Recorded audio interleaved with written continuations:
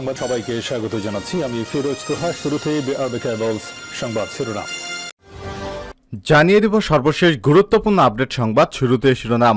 জামাত ইসলামের নতুন কর্মসূচি ঘোষণা। পবিত্র মাহে রমজান এবং ঈদের পরে দলীয় নেতা কর্মীদের সক্রিয় করতে একের পর এক নানা কর্মসূচি দিচ্ছে বাংলাদেশ জামাত ইসলাম। তারই ধারাবাহিকতায় আজ শুক্রবার 19 এপ্রিল গণসংযোগ পক্ষের উদ্বোধন করেছেন দলটির আমির ডাক্তার শফিকুর রহমান। এই গণসংযোগ চলবে আগামী 3 মে পর্যন্ত। এরপর থাকবে শালককে প্রার্থিতা প্রত্যাহার করতে বললেন প্রতিমন্ত্রী পলক। নাটোরের সিংড়া উপজেলা পরিষদ নির্বাচনে প্রতিদ্বন্দ্বী প্রার্থী লুৎফুল হাবিবকে প্রার্থিতা প্রত্যাহার করে নির্বাচন থেকে সরে দাঁড়াতে বলেছেন তথ্য যোগাযোগ প্রতিমন্ত্রী জুনায়েদ আহমেদ পলক। শুক্রবার 19 এপ্রিল মোবাইল ফোনে তাকে প্রার্থিতা প্রত্যাহারের নির্দেশ দেন প্রতিমন্ত্রী। প্রার্থী লুৎফুল হাবিব প্রতিমন্ত্রী পলকের শালক। এরপর জানাবো নির্বাচন করবেন যুবল মহিলা লীগের নেত্রী। আলোচনায় 3.5 কোটি টাকার বাড়ি। এবারে জানাবো শহরে কৃষক লীগের প্রয়োজন আছে বলে আমি মনে করছি না, বলছেন আওয়ামী লীগের সাধারণ সম্পাদক এবং সড়ক পরিবহন ও সেতুমন্ত্রী ওবায়দুল কাদের। এদিকে 7 দিনের ডিজি হয়ে হাতিয়ে নেন 7.5 কোটি টাকা।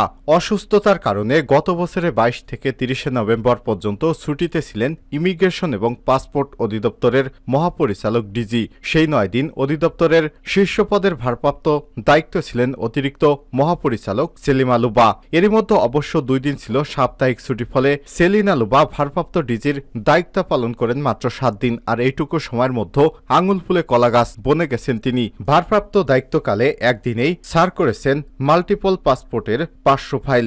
নানা কারণে দীর্ঘদিন ধরে আটকে থাকা প্রতিটি ফাইল অনুমোদনের জন্য নিয়েছেন 1.5 থেকে 2 লক্ষ করে টাকা। সব মিলে এই কর্মকর্তা হাতিয়ে নিয়েছেন কমপক্ষে 7.5 কোটি টাকা মাত্র 7 দিনে। এ বিষয়ে দুর্নীতি দমন কমিশন দুদকের এনফোর্সমেন্ট টিম সেলিমা বানুকে জিজ্ঞাসাবাদ করছে বলে জানা গেছে।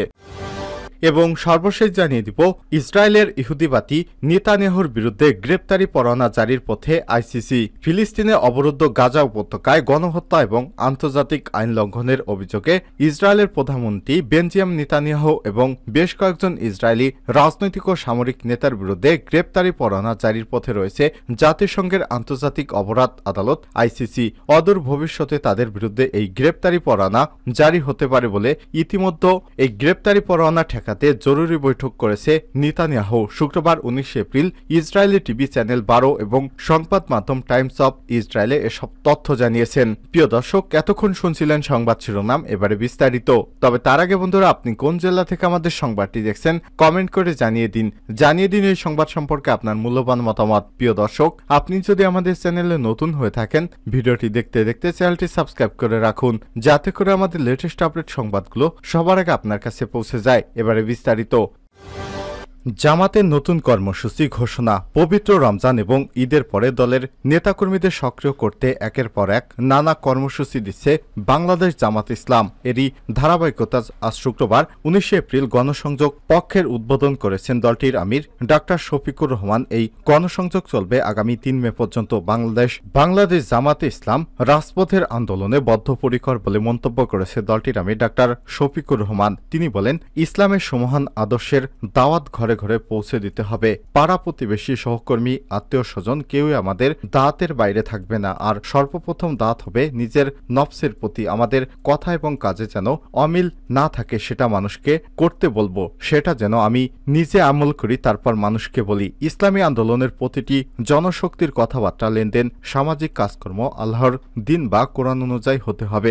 যতই বাধা আসুক আমরা ইকামাতে দিনের কাজ চালিয়ে যাব। মানুষের বিপদে আপদে পাশে দাঁড়াতে হবে। জনকল্যাণমূলক কাজে নিজেদের আত্মনিয়োগ করতে হবে, তাহলেই আমাদের দাওয়াত কার্যকর হবে। শুক্রবার 19 এপ্রিল বাংলাদেশ জামাত ইসলাম ঢাকা মহানগর দক্ষিণের উদ্যোগে অনলাইন মাধ্যম জুম, ইউটিউব এবং ফেসবুক লাইভে ঈদ পুনর্মিলনী এবং গণসংযোগ পক্ষের উদ্বোধনে এসব কথা বলেছেন তিনি। শালককে প্রার্থিতা প্রত্যাহার করতে বললেন প্রতিমন্ত্রী পলক। নাটোরের সিংড়া উপজেলা পরিষদ নির্বাচনে প্রতিদ্বন্দ্বী প্রার্থী লুৎফুল হাবিবকে প্রার্থিতা প্রত্যাহার করে নির্বাচন থেকে সরে দাঁড়াতে বলেছেন তথ্য যোগাযোগ প্রযুক্তি প্রতিমন্ত্রী জুনায়েদ আহমেদ পলক। শুক্রবার 19 এপ্রিল মোবাইল ফোনে তাকে প্রার্থিতা প্রত্যাহারের নির্দেশনা দেন প্রতিমন্ত্রী। প্রার্থী লুৎফুল হাবিব প্রতিমন্ত্রী পলকের শালক। এদিকে অপহরণ এবং মারধরের ঘটনায় শুক্রবার রাতে লুৎফুল হাবিবকে উপজেলা আওয়ামী লীগের পক্ষ থেকে কারণ দর্শানোর বসানোর নোটিশ দেওয়া হয়েছে। এসব কথা নিশ্চিত করেছে সিংড়া উপজেলা আওয়ামী লীগের সাধারণ সম্পাদক পৌর মেয়র জান্নাতুল ফেরদৌস। পৌর মেয়র জান্নাতুল ফেরদৌস জানান, লুৎফুল হাবিবের প্রার্থিতা প্রত্যাহারের ব্যাপারে প্রতিমন্ত্রীর নির্দেশও একটি কারণ দর্শানো নোটিশ প্রস্তুত করা হচ্ছে। শুক্রবার রাতে লুৎফুল হাবিবকে নোটিশটি পাঠানো হবে। এছাড়াও উপজেলা আওয়ামী লীগের বর্ধিত সভায় প্রার্থিতা প্রত্যাহারের নির্দেশ দিয়ে আগামীকাল শনিবার লুৎফুল হাবিবকে আরও একটি চিঠি পাঠানো হবে। উপজেলা আওয়ামী লীগের যুগ্ম সাধারণ সম্পাদকের দায়িত্ব পালন করছেন লুৎফুল। প্রার্থিতা প্রত্যাহারে দলীয় এই নির্দেশনা অমান্য করলে লুৎফুলের বিরুদ্ধে সাংগঠনিকভাবে কঠোর ব্যবস্থা নেওয়া হবে। প্রয়োজনে তাকে দল থেকে বহিষ্কারও করা হতে পারে।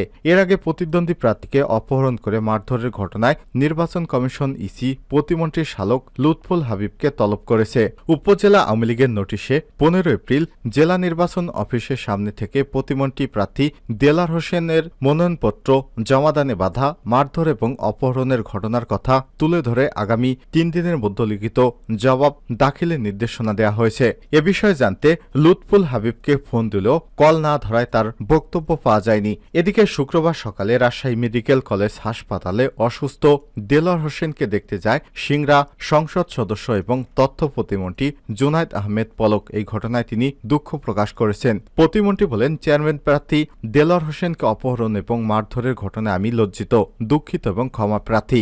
ঘটনার সঙ্গে যারাই জড়িত থাকুক না কেন তাদের সুষ্ঠু বিচার করা হবে। এর আগে প্রতিমন্ত্রী শালক লুৎফুল হাবিবের প্রতিদ্বন্দ্বী প্রার্থী দেলার হোসেন গত সোমবার বিকেলে অনলাইনে দাখিল করা মনোনয়নপত্রের অনুলিপি নাটোর জেলা নির্বাচন কার্যালয়ে জমা দিতে যান। সেখানে থেকে প্রতিমন্ত্রী এবং তার শালক লুৎফুল হাবিবের ঘনিষ্ঠরা দেলার হোসেনকে অপহরণ করে শারীরিক নির্যাতন করে অচেতন অবস্থায় নিজ বাড়ির সামনে ফেলে যায়। পরে দেলার হোসেনকে উদ্ধার করে রাজশাহী মেডিকেল কলেজ হাসপাতালে নিবিড় পর্যবেক্ষণ কেন্দ্রেও আইসিইউতে নেওয়া হয়।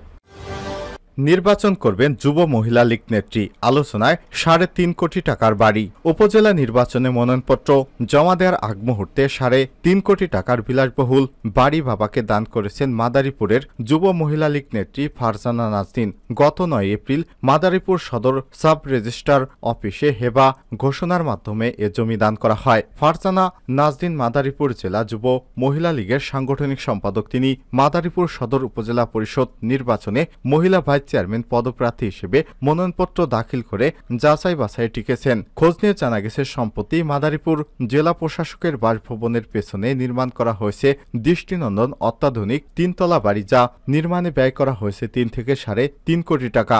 মাদারীপুর পৌরসভার 111 নং শকুনি মৌজার 387, 388 ও 289 নং দাগে 7% জমির উপর নির্মিত হয়েছে বিলাসবহুল এই বাড়িটি। এই সম্পত্তির মালিক ফারজানা নাজনীন, তার মেয়ে তাসনিম জাহান মিম ফারজানা এবং নাজনীন তার বাবা কুনিয়া ইউনিয়নের সাবেক চেয়ারম্যান ইসমাইল হোসেনের নামে গত 9 এপ্রিল 237 নং দলিলে হেবা ঘোষণার মাধ্যমে মালিকানা পরিবর্তন করেন। পরে দাখিল করেন উপজেলা পরিষদ নির্বাচনে মহিলা ভাইস চেয়ারম্যান পদে মনোনয়নপত্র।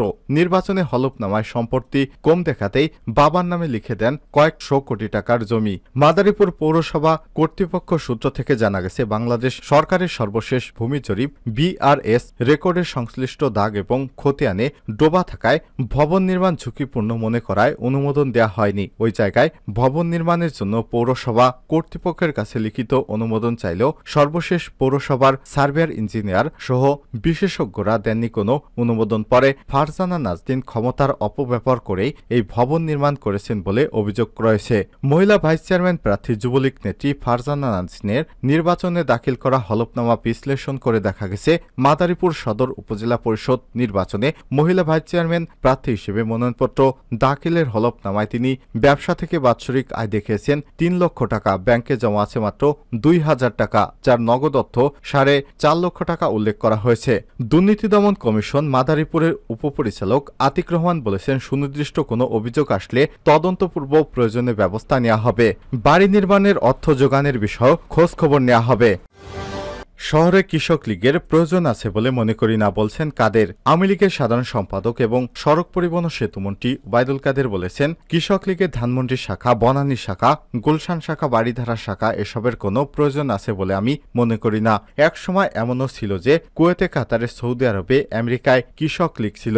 শুক্রবার 19 এপ্রিল বিকেলে ফার্মগেট কৃষিবিদ ইনস্টিটিউট মিলনায়তনে কৃষক লীগের প্রতিষ্ঠাতা বার্ষিকী উপলক্ষে আয়োজিত এক আলোচনা সভায় তিনি এসব কথা বলেছেন। কৃষক লীগের সভাপতি কৃষিবিদ সমীর চন্দ্রের সভাপতিত্বে এবং ভারপ্রাপ্ত সাধারণ সম্পাদক কৃষিবিদ বিশ্বনাথ সরকার টিটুর সঞ্চালনায় আলোচনা সভায় বক্তব্য রাখেন আওয়ামী লীগের যুগ্ম সাধারণ সম্পাদক কৃষিবিদ আফম বাহাউদ্দিন নাসিম, আওয়ামী লীগের সাংগঠনিক সম্পাদক মির্জা আজম, আওয়ামী লীগের কৃষি এবং সম্ভাব্য বিষয়ক সম্পাদক বীর মুক্তিযোদ্ধা ফরিদুন নাহার লাইলি। প্রতিষ্ঠা বার্ষিকী উপলক্ষে নেতাকর্মী সহ সবাইকে ঈদের শুভেচ্ছা জানিয়েছেন সংগঠনের সভাপতি কৃষিবিদ সমীর চন্দ্র এবং ভারপ্রাপ্ত সাধারণ সম্পাদক বিশ্বনাথ সরকার বিটু। 1972 সালে 19 এপ্রিল কৃষক লীগ প্রতিষ্ঠার পর বঙ্গবন্ধু কৃষক নেতা শহীদ আব্দুর রব সেরনিয়াবাদকে কৃষক লীগের কমিটির দায়িত্ব গঠনের দায়িত্ব দেন। তিনি বঙ্গবন্ধুর নির্দেশনায় ব্যারিস্টার বাদল রশিদকে সভাপতি এবং আব্দুর রবকে সাধারণ সম্পাদক করে কমিটি গঠন করেছিলেন।